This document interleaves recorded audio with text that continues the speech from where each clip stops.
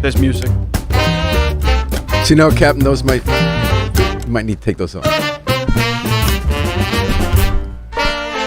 Welcome back to Dateline New Haven on WNHH-FM, New Haven's home for community radio. I'm Paul Bass, inviting you to look behind the headlines on the stories that make New Haven tick. Well, we got an interesting call this morning. We got firefighters and police officers on the scene, but nothing's on fire, and no one's getting arrested. We got firefighters and police officers united to help teenagers in New Haven get on the track to promising careers like theirs and others. We're talking about the Elm City League with some New Haven top-ranking firefighters and police officers who are beginning a 6-week mentorship program to help New Haveners from 16 to 21. Say good morning to Captain Troy Frost of the Fire Department, Lieutenant Derek Mead of the Fire Department, Yes, sir. and New Haven Assistant Police Chief David Zanelli. Welcome, gentlemen, and thanks so much for coming to Dateline New Haven. Thanks for having us. Yes, Paulie. So I didn't know about this program until I got the call from Lieutenant Mead. It sounds really interesting. So is this mostly firefighters and police officers who do this, or is it a bunch of other people too? Yes, so we try to bring together the community along with people that want to help the kids in our neighborhood, the community. We're having a lot of things upticking ever since COVID and some issues that we've been having lately within our community. Can you come close to the mic like you're almost touching it? There we go. So right. we've been having some issues in our community lately with the violence and the uptick in violence, and we decided to step in and do something about it. So tell me what these groups are. So this is a program that's going to be 6 weeks this summer. Yes. You're giving 15 scholarships up to $1,000 for ages 16 to 21. Mm-hmm. And you're going to give them one-on-one career coaching for different fields and have events for the whole 6 weeks. This is the first year, right? Yes. So the groups that are listed as the Elm City League and the Greater Purpose, what are those two organizations? So the Greater Purpose is a nonprofit organization. Me, Tanya Colon, Catherine Vera, Jose De Jesus from Yale started together. We've been awarded $15,000 from the Caroline Foundation. Mm-hmm. Then we started to figure out what can we do with this $15,000 that will be impactful. So then the program started to materialize. Other entities started getting involved. And it turned into what we got here. We want to put the 911 responders, first responders, and whoever else that wants to assist us in helping the kids, connecting with 15 youths from the age of 16 to 21, and helping them find their career if it's not college for them. So you started a nonprofit, firefighters and police officers, and you decided you wanted to help young people. Yes, we started a nonprofit with some ladies from Yale, and then the $15,000 has been awarded, and then we started to team up with the league. Now, the league is another entity of first responders and essential workers on the front line that want to be a part of something. We've been going through a lot. We've been seeing a lot. And how we get our solace at the end of the day is when we bond together and we start to speak amongst each other because we go through the same thing at the end of the day. And so what is the Elm City League?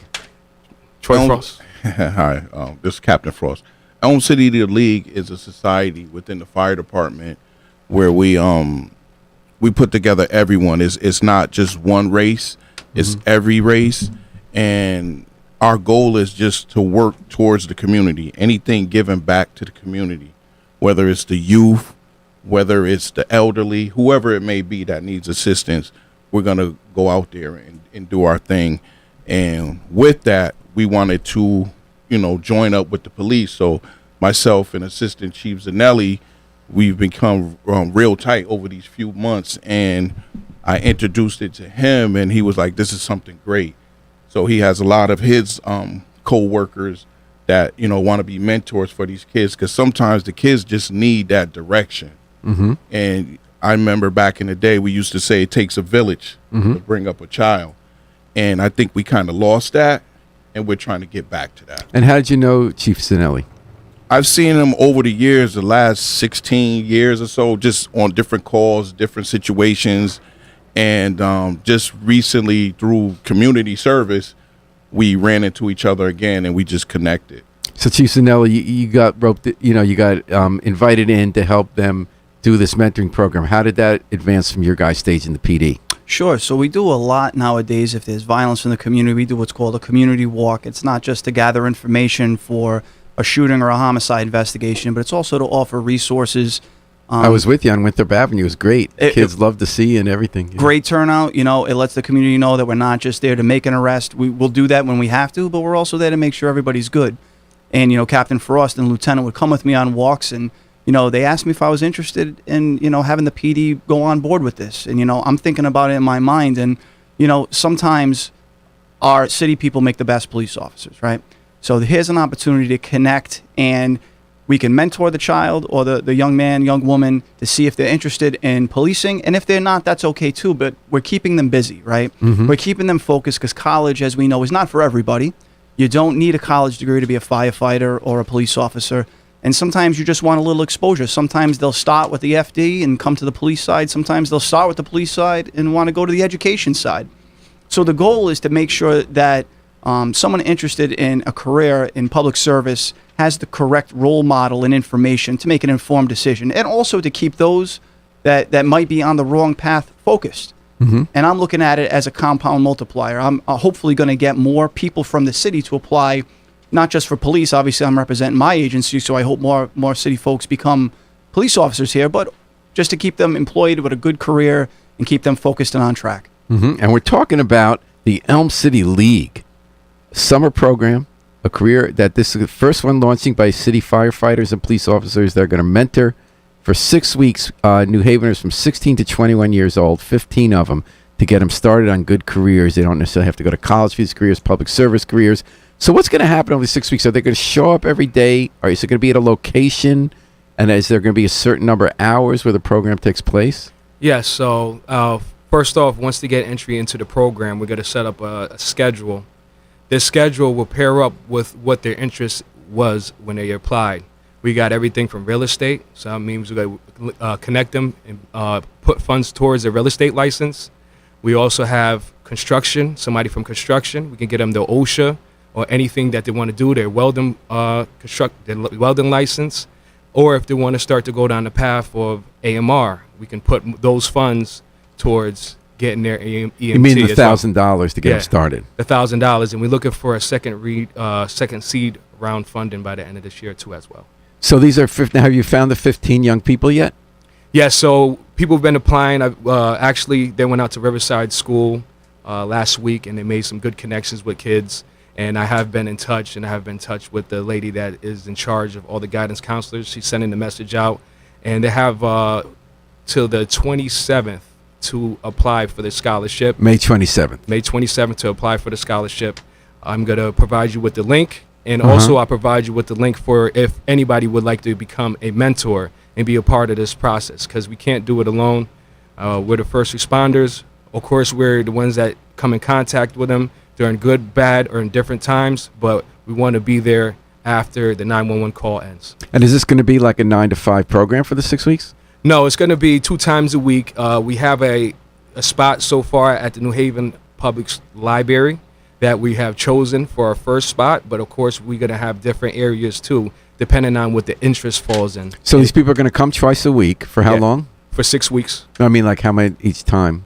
2 times a week for 6 weeks. But each of those times is like a full day, half day? Yeah, about 4 hours. And then are they going to sit one-on-one with their people? They're also going to be joint activities? Yeah, sit one-on-one with one-on-one with the person of interest. And of course, we got to try to get them together to do some joint activities, so that they can just meet us in little general. Cohort. Yep, we want them to get to know us at the end of the day. And first off, we have to break barriers because they've been away from us so long, and they only have been seeing us in an emergency capacity. So now, what we want to do, we want to let them know we're human too. We don't come from a perfect background, and that's why we're starting to connect with them so much. You know, Zanelli, Frost, that went out to Riverside, and first, they were hard to have their shield, but after a while, they realized that we're human too, and we want them to succeed at the end of the day.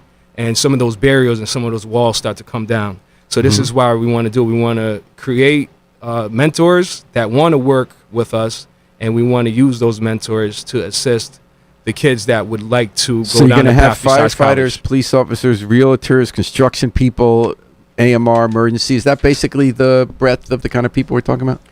Yes. Yes. Yeah. Yes. That sounds really great. We just want to make sure that we mention greater purpose, because they were a very big part of what's going on. They actually started it, so want to make sure we give them a shout out. And Catherine Vera, Tanya Colon from Yale Latino Network, Jose De Jesus. Those are the boards for Greater Purpose, and they really put this together. And so we're in our infant stage, so we're learning as we're going. But we just know there's something that needs to be done. So instead of chasing our tail, we just like, let's do this. So we're in our infancy stage, and we're going to do the best we can. And we're here for the community and for the children, the elderly, and everybody in their own city. Right, Zanelli? Absolutely. You know, what I envision, right? And I want to thank the cap and the lieutenant from inviting the police department to come to be part of this program as well. You know, a pivotal moment, if a young person makes a bad decision, that can sometimes hinder their progress in the future, whether it's for firefighting, police. You know, what I envision is that if that young person doesn't have a mentor in their life, they could call myself or one of the police officers. I have several that have already volunteered to be mentors. Gabrielle Curtis, Tyler Evans, who both grew up in the city, were some of the first. So I envision them calling us to say, you know, what's your advice and how do I handle this conflict resolution? How do I go about dealing with this problem in my life so I don't negatively impact the future, because I want to be a firefighter, I want to be a police officer, to kind of help them establish good practices. So these two officers have already told you they're going to serve as a mentor in this program. They've already signed up on the league website. Yes. And so what does it do for you as someone who oversees the patrol division to know that you can have your officers out doing this kind of work? I just think it strengthens bonds with the community. You know, we're out there to do enforcement work a lot of the time, but we're also there to balance our community policing agenda, which I think we're very strong at, but there's always room for improvement. We do have the cadet program, but what I've noticed as we were trying to recruit for our cadet program is that some of the younger kids aren't sure if they're interested specifically in policing. They want to do something. They want to be occupied and have a career path, but they're just like, I'm not sure if it's firefighting, police. I don't want to make the commitment to the cadet program just yet. So I'm thinking that we all come to the table, we're all going to have some representation, either flip-flop or stay and say, you know what, this is something I'm really interested in. Okay, I can set you up in the cadet program. We can do ride-alongs. And once you hit age 21, you can apply for the full-time position, and you can, you know what's expected, and you can know more about the career. It'll help you a little bit more. Or they can say, you know what, I got a little taste of police work in the city. I'm better suited for firefighting. So it's more about reestablishing those strong bonds and filling in the gaps that we don't do right now. Again, I think we do an excellent job at community policing as it stands, but there's always room for improvement. And we're talking about the Elm City League and Greater Purpose, the first year of a career exploratory program, 6 weeks. Police officers, firefighters are going to be working with young people to get them started in jobs like construction, public service, first responders, AMR. So let me ask you folks, the gentlemen, to go back a few years, think about when you were that age. How did you, even go with each of you and maybe start with Lieutenant Meade. Do you remember someone who was a mentor, or what got you started on the path to become a firefighter? You're from New Haven? Yes, born and raised in New Haven. My story is long. It's full of obstacles, but I didn't let those obstacles become obstructions. What kind of obstacles? You know, I grew up in a specific area, and I am within that. I came out. Which neighborhood was that? I went to Roberto Clemente. Got kicked out of Hill House. You know, so it's on and on. You know, so do you tell that to the kids? Like, I'm a firefighter now. I got kicked out of Hill House. If you had something to say, you back and come back. Yeah, they already know me. You know, they see me on a lot of calls. I work a lot in each district. Greater Purpose has been doing a lot of community service. We're doing backpack drives, so we meet a lot of the kids before they come see me again. So when they see me, and they could just know that I'm genuine with my intentions. So tell me, who was a mentor? What got you started as a career as a firefighter? How did that happen? Career as a firefighter, entrepreneur, went down south. I had a group home for kids. I had 5 group homes and a learning center. So you make things happen. You're kind of make things happen. Yeah. They call me Derek Spielberg. You know, so I like your movies. Yeah. So you know, came back home, applied. I always wanted to be a firefighter. I love the element of the unknown in firefighting, the brotherhood, the camaraderie, and we just have a good bond. You know, me and a lot of the guys. So it wasn't someone who got you in. You just had that in your mind. I always wanted to be. I always seen them, and I know that was going to be a catapult for me to make another connection with the community, because I'm going to be out and amongst them, in a different capacity, where they can see me actually do it, be an example rather than just me just telling them what to do. Now I'm actually an example of something that they would like to be as well. And Captain Frost, you grew up here in New Haven? Born and raised in New Haven. What neighborhood and you grew up in?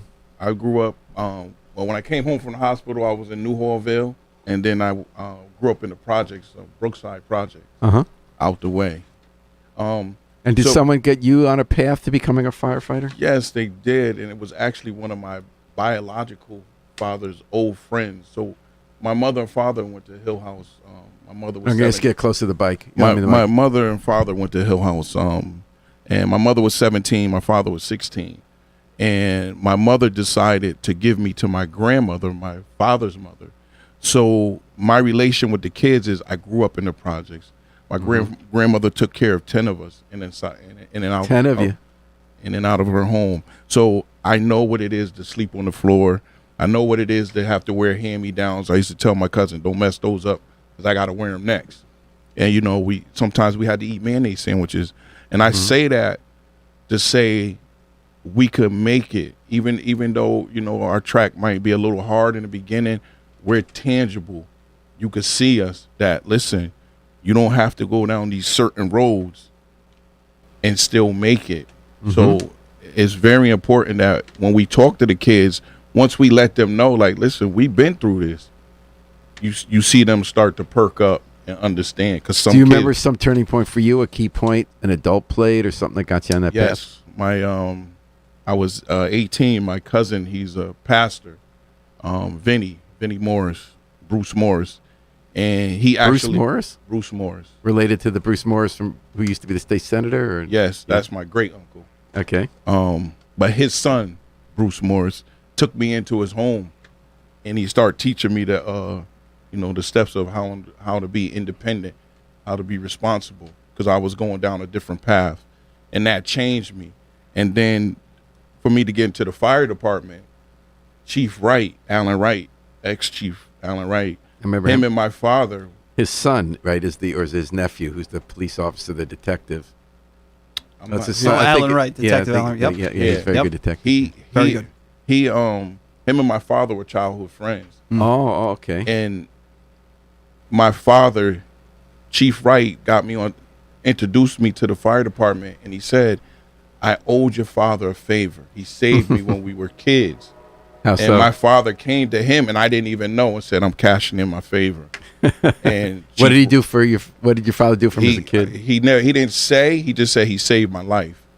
And my father was from Cleveland, so when he got older, he went back to Cleveland. But he came back here, talked to Chief Wright, and Chief Wright seen me in church and said, I want you to apply for the fire department. He started mentoring me, and that's how I got into the fire department.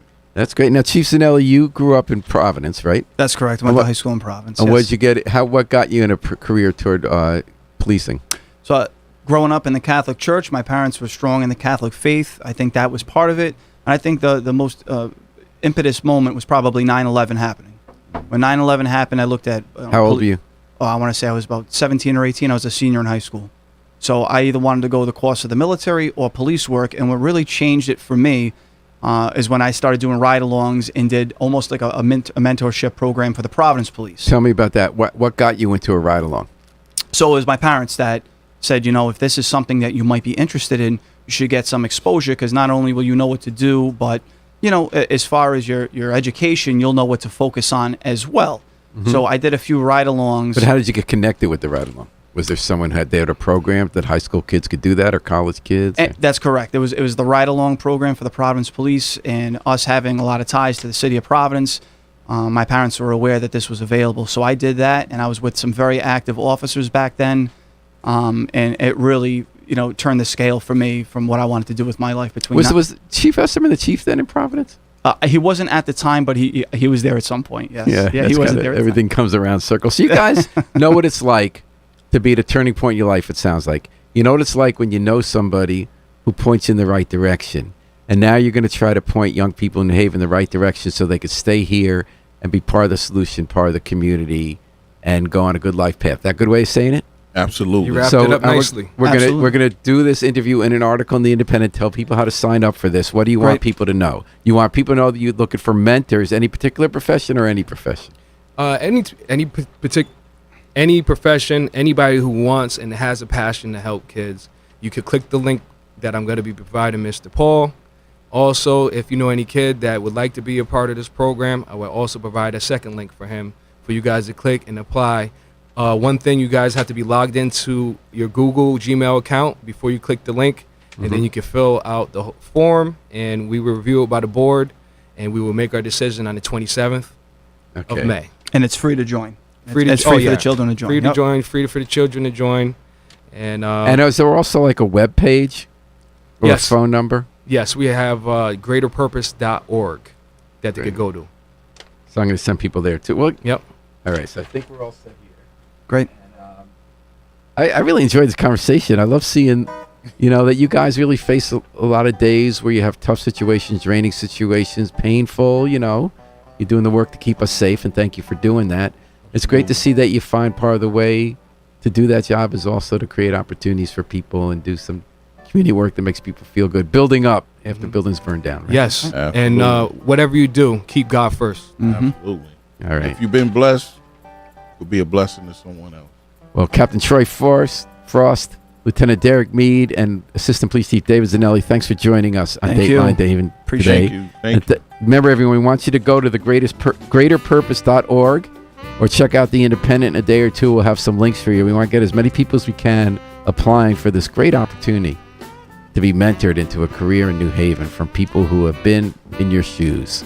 And Please to help take them. advantage of it. Yes, please. I want to thank Harry you. Drost for working the controls as always, better than anyone you can imagine. Yes, We're going sir. to take it out with the Afro-Semitic Experience performing I Wish I Knew How It Feel to Be Free from the group CD A Plea for Peace. This is Paul Bass inviting you to fly free with us all day, all night, and all weekend long at WNHH, New Haven's home for community radio.